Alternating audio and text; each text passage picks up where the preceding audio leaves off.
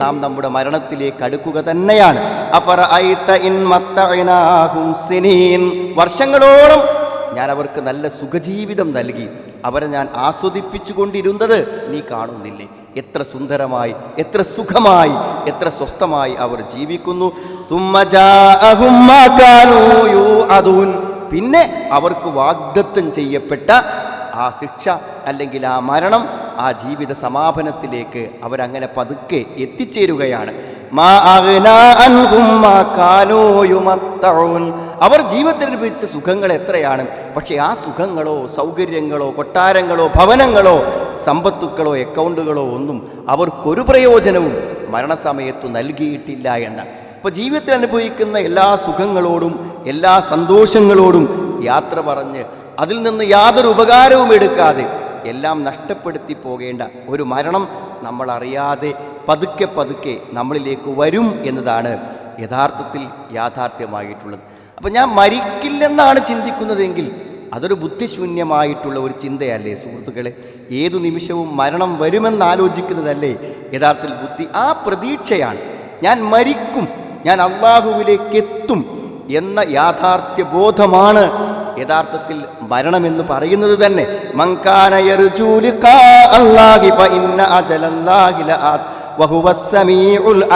R അള്ളാഹുവിനെ കണ്ടുമുട്ടണമെന്ന് ആഗ്രഹിക്കുന്നുണ്ടോ തീർച്ചയായും ആ അള്ളാഹുവിൻ്റെ അവധി വരുക തന്നെ ചെയ്യും.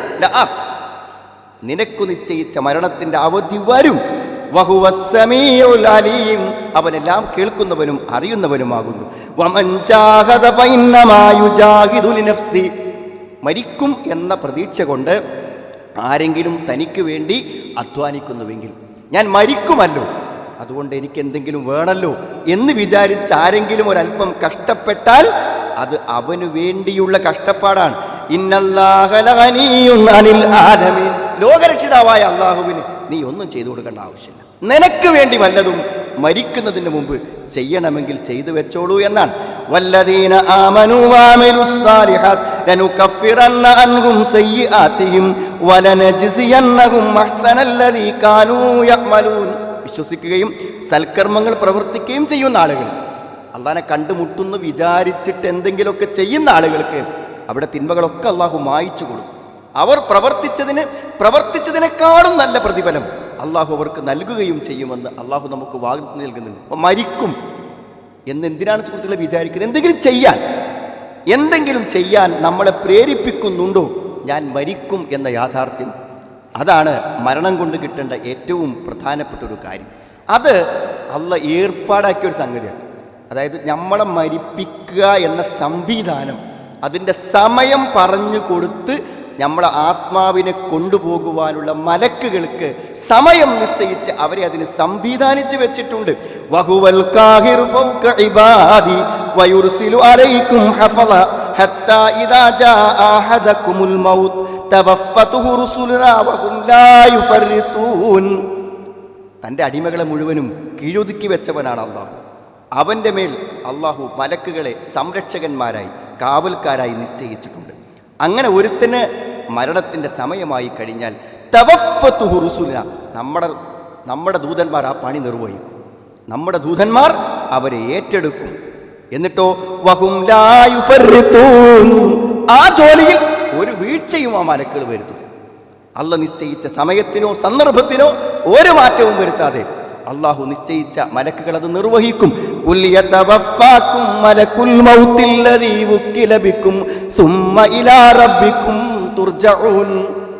അവരോട് പറഞ്ഞു കൊടുക്ക്, അവരെ ഏൽപ്പിക്കപ്പെട്ട ആ മലക്കുകൾ അവരെ ഏറ്റെടുത്ത് കൊണ്ടുപോകും, എന്നിട്ട് അള്ളാഹുലേക്ക് അവരെ മടക്കി കൊണ്ടുപോകും എന്ന് പറഞ്ഞു കൊടുക്കണം എന്ന് അള്ളാഹു നമ്മളെ ഓർമ്മപ്പെടുത്തുന്ന സുഹൃത്തുക്കൾ. അത് ജനനം പോലൊരു പ്രക്രിയ.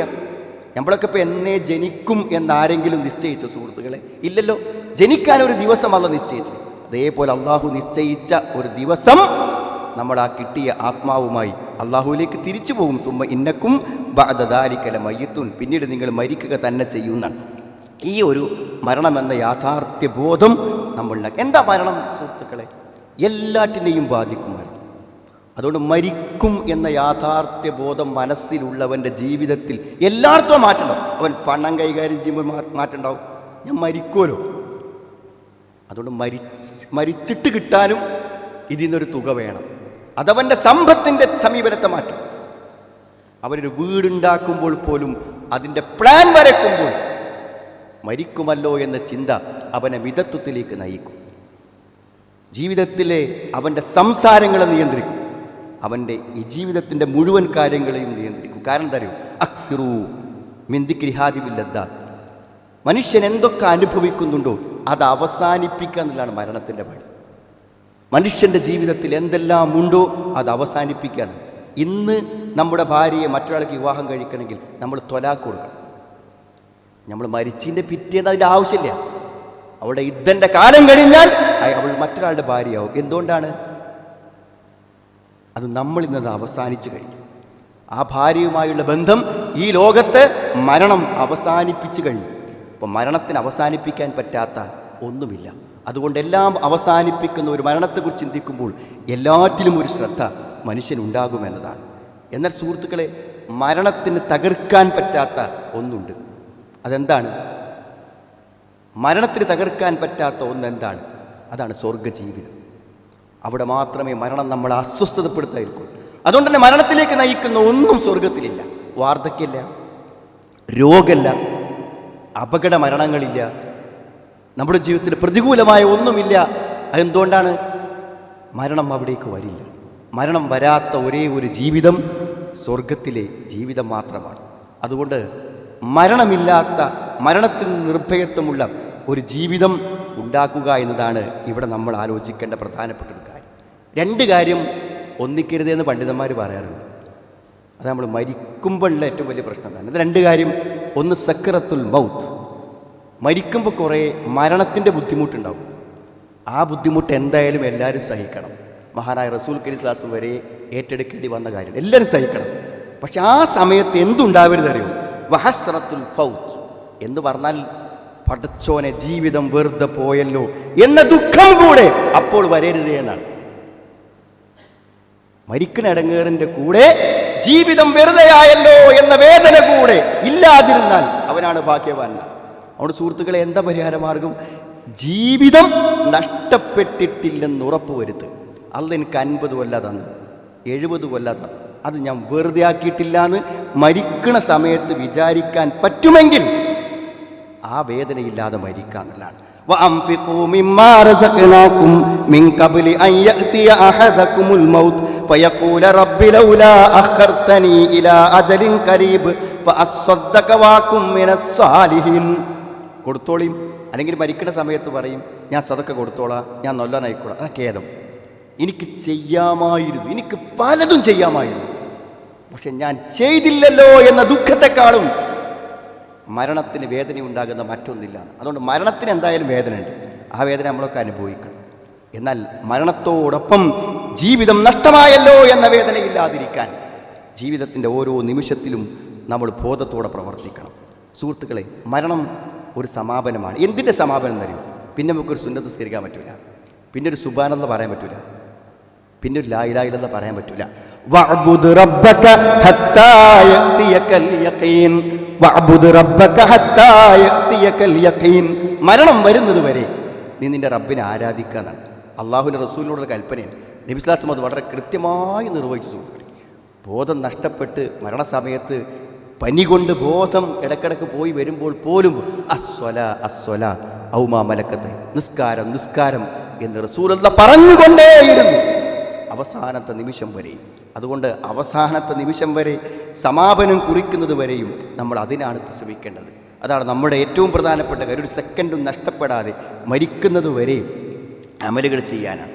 ഇത് ഈ ലോകം അവസാനിക്കുക, പുതിയ ലോകം തുടങ്ങുക, അതല്ലേ മരണം. ഹുവ നിഹായത്തുൽ ഹയാത്തി ദുനിയ വ ബിദായത്തുൽ ഹയാത്തിൽ ആഖിറ. ഇഹലോകം അവസാനിക്കുക, എന്നിട്ട് പുതിയ ജീവിതമാണ്. പുതിയ ജീവിതം അന്ന് തുടങ്ങും.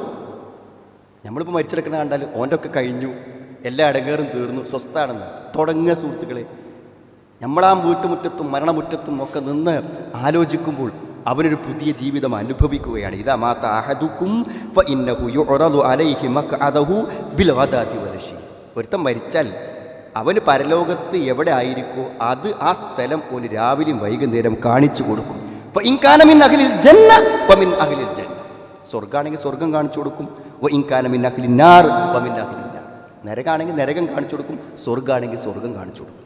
അത് തുടങ്ങുന്നതാണ് രാവിലെയും വൈകുന്നേരം എല്ലാ സമയത്തും. ഫിർഔൻ ഇപ്പോഴും നരകം കണ്ടുകൊണ്ടിരിക്കുന്നു എന്ന് വിശുദ്ധ ഖുർആൻ തന്നെ പറയുന്നൊരു കാര്യമാണ്. അതുകൊണ്ട് നാം മരണത്തിനു ശേഷം ഒരു ജീവിതം ഉണ്ടെന്ന യാഥാർത്ഥ്യബോധം നമ്മളിലുണ്ടെങ്കിൽ എന്ത് വേണമെന്ന് അറിയുമ്പോൾ ഒരാൾ മരിച്ചാൽ നമ്മൾ പറയും, ഓ അവൻ്റെ ഭാര്യ മരിച്ചു, ഇനിയിപ്പോൾ ഒറ്റക്കയില്ലേ, ഇനിയിപ്പോൾ എന്തോ ചെയ്യുക, ഇനിയിപ്പോൾ ആ കുട്ടികളെന്താ ചെയ്യുക, ഉമ്മ മരിച്ച്. സുഹൃത്ത്, അപ്പം നമ്മൾ മരണത്തിൻ്റെ ഇപ്പുറത്തുള്ള ജീവിത യാഥാർത്ഥ്യങ്ങൾ നമ്മൾ ആലോചിക്കണം. അപ്പം നമ്മുടെ മനസ്സിക്ക് വരും, മരിച്ചാളും ജീവിക്കുന്നതാണല്ലോ പരലോകത്ത്, അയാൾ എന്തായിരിക്കും, നമ്മളപ്പോൾ ബലമൊക്കെ ഉണ്ടല്ലോ, അയാളപ്പോൾ ആരുമില്ലല്ലോ. അങ്ങനെ ചിന്തിക്കുന്നത് എപ്പോഴറിയോ, നമ്മൾ ഇവിടെ ജീവിക്കുന്ന പോലെ അയാളും മരണത്തിന് ശേഷം അനുഭവങ്ങളിൽ ജീവിക്കുന്നു എന്ന് മനസ്സ് പറയുമ്പോൾ നമ്മൾ ആലോചിക്കും, ഇവൻ ആരാ ഉള്ളത്, അല്ലെങ്കിൽ കുട്ടിയൊക്കെ ആരാ ഉള്ളത് എന്ന് ചോദിക്കുമ്പോൾ ആ ഖബറിൽ അയാൾക്കാരാണുള്ളത് എന്ന് നമ്മൾ ചോദിക്കും. കാരണം അവിടെയും അയാൾക്ക് അനുഭവമുള്ളൊരു ലോകത്തല്ലേ അയാൾ കിടക്കുന്നത് എന്നാണ്.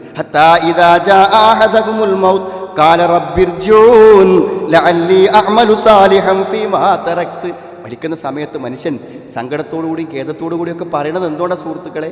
പുതിയൊരു ജീവിതം ആരംഭിക്കുന്നു എന്ന യാഥാർത്ഥ്യബോധം. മിൻ വറാഇഹിം ബർസഖുൻ ഇലാ യൗമി, ഇവിടുത്തെ കഴിഞ്ഞിട്ടുള്ളൂ, എനിക്കൊരു അമല് ചെയ്യാൻ കുറച്ച് സമയം താ എന്ന് അള്ളാഹ് പറയുമ്പോൾ അള്ള വേണം തരൂ, ഇവിടുത്തതേ കഴിഞ്ഞിട്ടുള്ളൂ, ജീവിതം കഴിഞ്ഞിട്ടില്ല. വമിൻ വറാഇഹിം ബർസഖുൻ ഇലാ യൗമി യുബഅസൂൻ, ഉയർത്തെഴുന്നേൽപ്പ് ഇനി ബർസഖിലാണ്, ഉയർത്തെഴുന്നേൽപ്പ് നാളിൽ ഇവരെ ഇനിയും നീ ജീവിക്കുകയാണ്. എവിടെ? ബർസഖിൽ, അവിടെ ജീവിക്കും, ഖബറിൽ ജീവിക്കും. അവസാനിച്ചു എന്നല്ലല്ലോ പറയണത്. അതുകൊണ്ട് അങ്ങനെ ഒരു ജീവിതമുണ്ട് സുഹൃത്തുക്കൾ. അതുകൊണ്ട് ഒരുങ്ങിയില്ലെങ്കിൽ പ്രശ്നമാണ്. ഒരുങ്ങിയില്ലെങ്കിൽ പരലോകത്ത് മാത്രമല്ല കേട്ടോ പ്രശ്നം, ഇവിടെയും പ്രശ്നമാണ്. അപ്പോൾ ഒരു സഹോദരി പറയാണ്, ഭർത്താവ് പെട്ടെന്നാണ് മരിച്ചു, വലിയ പ്രായമൊന്നുമായിട്ടില്ല. അപ്പോൾ എന്താണ്, എവിടേക്കാണ് മൂപ്പര് പൈസ കൊടുത്തത്, എവിടെ നിന്നൊക്കെയാണ് കിട്ടാനുള്ളത്, ഏതൊക്കെ ബിസിനസ്സിലാണ് പാർട്ട്ണർഷിപ്പ്, അതൊക്കെ പറയാമെന്ന് വിചാരിച്ച് കാത്തിരിക്കുന്നു. മരിച്ചു നോക്കുമ്പോൾ അറിയില്ല, ഭാര്യയ്ക്ക് അറിയില്ല എവിടേക്ക് കൊടുത്തു. കാരണം മരിക്കുന്ന അയാൾ വിചാരിച്ചിട്ടില്ല. അതുകൊണ്ട് ഭാര്യയോടൊന്നും പറഞ്ഞില്ല. അസുഖമാകുമ്പോൾ ചില ആൾക്കാരൊക്കെ പറയും, അവിടെ കുറച്ച് പൈസ ഉണ്ട് കേട്ടോ, ഈ ബിസിനസ്സിനൊക്കെ പാർട്ണർഷിപ്പ് ഉണ്ടോ, കയ്യിലൊന്നും ചില ആൾക്കാർ മറച്ചു വെക്കും. എന്തിനറിയോ, ഞമ്മക്ക് അവകാശം പറയേണ്ടപ്പോൾ തന്നെ എന്ന് വിചാരിച്ചിട്ട്, മരിക്കുമ്പോൾ പറയാമെന്ന് വിചാരിച്ചിട്ട് നേരത്തെ പറയാതെ മറച്ചു വെക്കും. പക്ഷെ ആലോചിക്കുക, നമ്മൾ ഒരുങ്ങിയില്ലെങ്കിൽ പ്രശ്നമാണ്. നമ്മളെ കുട്ടികളും മക്കളൊക്കെ ഇന്ന് നമ്മൾ സാധനം വാങ്ങിക്കൊണ്ടേ കൊടുത്തു, വൈകുന്നേരം നമ്മൾ അറ്റാക്കായി, നാളെ രാവിലെ ആര് സാധനം വാങ്ങിക്കൊടുക്കും? മരിക്കുമെന്നാലോചിക്കാത്തവൻ്റെ ദുനിയാവും പ്രശ്നമാണ്, ആഖിറവും പ്രശ്നമാണ്. ആഖിറത്തേക്ക് മാത്രമല്ല പ്രശ്നം, ദുനിയാവിലും പ്രശ്നമാണ്. നമ്മളൊക്കെ മരിക്കൂലായിട്ട് ജീവിക്കണോണ്ട് നമ്മൾ പെട്ടെന്ന് മരിച്ചാൽ നമ്മളെ ബാക്കിയുള്ളവർക്ക് എന്ത് ചെയ്യും? അവരൊക്കെ വഴിയാധാരമായി പോകും.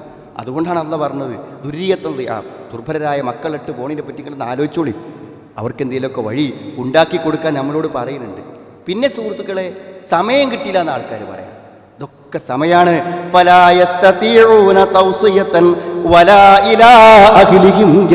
ഒരു വസിയത്ത് പറയാൻ നേരല്ല, കുടുംബത്തേക്കൊന്നും തിരിച്ചു പോകാൻ പറ്റില്ല. റോട്ട് മുന്ന് നേരെ ആശുപത്രിക്ക്, ആശുപത്രിയിൽ നിന്ന് നേരെ മോർച്ചറിയിൽ നിന്ന് നേരെ പിന്നെ അവിടുന്ന് നേരെ ഖബറിലേക്ക്.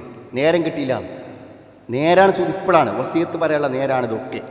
അതിന് രോഗം വരണ്ട, അപകടം പറ്റണ്ട, നേരം കിട്ടിയില്ലെന്നാണ് അവർ പറയുന്നത്. ഒരു തൗസിയത്തിന്, ഒരു വസിയത്ത് പറയാനും അവർക്ക് സാധിക്കൂല. വീട്ടിലൊന്ന് പോയി വന്നിട്ട് മരിക്കാം എന്ന് പറഞ്ഞാൽ അതിനും സമയം കിട്ടൂല. അതുകൊണ്ട് സുഹൃത്തുക്കൾ, ഇപ്പം ഇതിൻ്റെയൊക്കെ സമയമാണ്, ഇപ്പോൾ അതിൻ്റെയൊക്കെ സമയമാണെന്ന് നമ്മൾ തിരിച്ചറിഞ്ഞ് അതിനുവേണ്ടി ഒരുങ്ങുക എന്നുള്ളതാണ് ഏറ്റവും പ്രധാനപ്പെട്ട കാര്യം.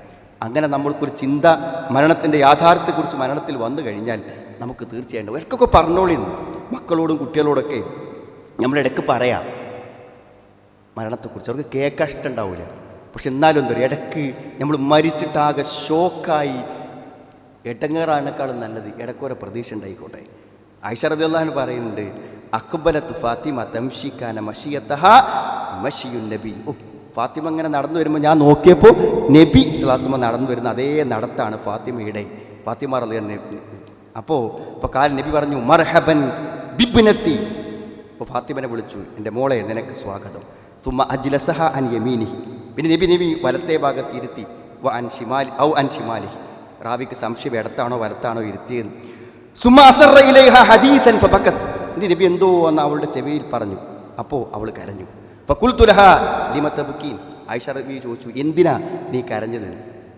തുമ്മ അസറ ഇലൈഹ, പിന്നെ എന്തോ ഒരു സ്വകാര്യം പറഞ്ഞു. ഫളഹിക്കത്ത്. അപ്പോൾ ഫാത്തിമ റളിയല്ലാഹു അൻഹ ചിരിച്ചു. അപ്പോൾ ഞാൻ ചോദിച്ചു, മാ റഅയ്തുകൽ യൗമി ഫറഹൻ അക്റമ മിൻ ഹുസ്ൻ, ഇത്ര വലിയൊരു സന്തോഷം ഞാൻ കണ്ടിട്ടില്ലല്ലോ എന്ന്.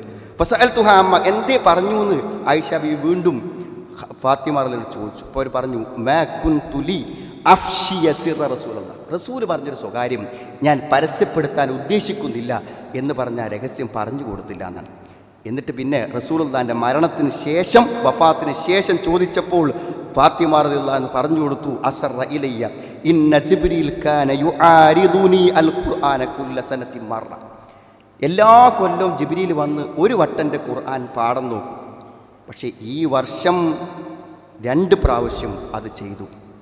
അതുകൊണ്ട് ഞാൻ മനസ്സിലാക്കുന്നത് വല അറാഹു ഇല്ല ഹദർ അജലി, അതുകൊണ്ട് ഞാൻ മരിക്കാറായിട്ടുണ്ട് എന്നാ വിചാരിക്കണം. മോളോടാ പറഞ്ഞു, ജീവിതത്തിൽ ഏറ്റവും ഇഷ്ടപ്പെട്ട കരളിൻ്റെ കഷ്ണമെന്ന് പറഞ്ഞ് മകളോട് പറഞ്ഞു, ഇക്കൊല്ലം മോളെ ഞാൻ മരിക്കാൻ സാധ്യതയുണ്ട്, കാരണം ജിബ്രീൽ 2 വട്ടം വന്നു. വ ഇന്നകി അവ്വലു അഹ്ലു ബൈത്തി ലഹാഖം ബി ഫബകൈതി, നീയാണ് എൻ്റെ അടുക്കൽ ആദ്യമായിട്ട് അഹ്ലു ബൈത്തിൽ നിന്നും എന്നെ കണ്ടുമുട്ടുക, എന്നോട് വന്നു ചേരുക എന്ന് പറഞ്ഞപ്പോൾ ഞാൻ കരഞ്ഞു. അമാ തർളൈന അൻ തകൂനി സയ്യിദത നിസാഇ അഹ്ലിൽ ജന്ന, സ്വർഗ്ഗക്കാരുടെ സയ്യിദത്താവാൻ, നേതാവാകാൻ നീ ഇഷ്ടപ്പെടുന്നില്ലേ മോളെ എന്ന് ചോദിച്ചപ്പോൾ ഫളഹിഖ്തു ലിദാലിക്, അത് കേട്ടു ഞാൻ ചിരിച്ചു. അപ്പോഴാ ചിരിച്ചത്. അപ്പോൾ മരണത്തെക്കുറിച്ചും മക്കളോടും ഭാര്യനോടും കുട്ടികളോടൊക്കെ പറയാം, ഓർമ്മപ്പെടുത്തുക. അത് അവർക്കും ഓർക്കാൻ നല്ലതാണ്, നമുക്കും ഓർക്കുക. പെട്ടെന്ന് ഷോക്കിലാവണ്ടല്ലോ സുഹൃത്തുക്കൾ, എല്ലാവർക്കും ഒരു ധാരണ, നമുക്കും നമ്മുടെ ജീവിതത്തിൽ അങ്ങനെ ഒരു അവസരമുണ്ടെന്ന് നേരെ ചിന്തിക്കുന്നത് നല്ലതാണെന്ന്. ചെറിയ കുറച്ചൊക്കെ മരിച്ചിട്ട് നമുക്ക് പോകുമ്പോൾ കൊണ്ടുപോകാൻ എന്തെങ്കിലും, ഇന്നാ നഹ്നു നുഹിയിൽ മൗത വനക്തുബു മാ ഖദ്ദമു ആസാറു, നമ്മൾ ചെയ്തതിൻ്റെയൊക്കെ ഫലങ്ങൾ നമ്മൾ മരിച്ചാലും വന്നുകൊണ്ടിരിക്കും. ഒരാളെ പള്ളിക്കൊക്കെ കൂട്ടിക്കൊണ്ട് നിന്നാൽ നമ്മൾ മരിച്ച് കബറ് കിടക്കുമ്പോൾ ഓമ്പടെ ജുമാക്ക് വരുന്നുണ്ടാവും. അപ്പോൾ ജുമാസ്കരിക്കുമ്പോൾ അതിൻ്റെ കൂലി നമുക്ക് വരും. ഒരാൾ നിസ്കാരം തുടങ്ങിയാൽ, ഒരാൾ കള്ളുടി നിർത്തിയാൽ അതിൻ്റെയൊക്കെ കൂലി നമുക്ക് വരും. ഒരുത്തനെ പിടിച്ച് കള്ള് ഷാപ്പ് കൊണ്ടായാൽ നമ്മൾ മരിച്ചാലും ഓൻ കള്ളുടിക്കുമ്പോഴൊക്കെ അതിൻ്റെ കുറ്റം നമ്മുടെ റെക്കോർഡിൽ മരിച്ചാലും എഴുതി വെച്ചുകൊണ്ടിരിക്കും. അതുകൊണ്ട് എത്ര പേരുകൾ തിന്മകൾ നമ്മളെ കൊണ്ട് ചെയ്യാൻ തുടങ്ങി എന്നാലോചിക്കുന്നത്. ലഹരിയും മറ്റും ആളുകൾക്ക് കൊണ്ടേ കൊടുത്ത് 100 കണക്കിന് ആളുകളെ ലഹരിയുടെ പാതയിലേക്ക് എത്തിക്കുമ്പോൾ ആലോചിക്കുക, ഇവരൊക്കെ ഓരോ തരി കഴിക്കുമ്പോഴും അതിൻ്റെയൊക്കെ ഒരു കുറ്റം മരിച്ചാലും എൻ്റെ കബർക്ക് വന്നുകൊണ്ടിരിക്കും എന്നാലോചിക്കുമ്പോൾ സുഹൃത്തുക്കളെ, ഈ ജീവിതത്തിൻ്റെ മരണശേഷം വലിയ പ്രതിഫലനങ്ങളുണ്ട്. അതും നമ്മൾ ജീവിക്കുമ്പോൾ മനസ്സിലാക്കുന്നത് നന്നായിരിക്കുന്നല്ല. പല ആളുകളും പറയും മക്കളിലാണ് പ്രതീക്ഷ. നല്ല തന്നെ സുഹൃത്തുക്കളെ, മക്കളിൽ പ്രതീക്ഷിക്കണം. നമ്മളെ മക്കൾ നമ്മൾ നോക്കും, അവർക്ക് പരലോകത്ത് പോകുന്നുണ്ട്. പക്ഷേ പലരുടെയും മക്കൾ നോക്കാത്തത് നമ്മൾ കാണില്ലേ, അല്ലേ? കാണില്ല. അതേപോലെ തന്നെ നമ്മൾ മരിച്ചാലും അവർക്ക് നമ്മളെക്കുറിച്ച് ഓർമ്മ ഉണ്ടായിക്കോണമെന്നില്ല. അവിടെ നിങ്ങൾ മക്കൾക്ക് 10 കോടി അവരെ ഡോക്ടറാക്കാൻ, അവരെ എഞ്ചിനീയറാക്കാൻ, അവനും കുട്ടികൾക്കും താമസിക്കാൻ, വീടൊരുക്കാൻ, വയസ്സാം കാലത്തും 10 ലക്ഷവും 20 ലക്ഷവും കൊടുക്കുമ്പോൾ 1 ലക്ഷം പള്ളിക്കോ 1.5 സെൻറ്റ് ഒരു നല്ല കാര്യത്തിനോ കൊടുത്താൽ അത് നമുക്ക് ബാക്കിയാകുന്നൊരു സ്വത്താകും.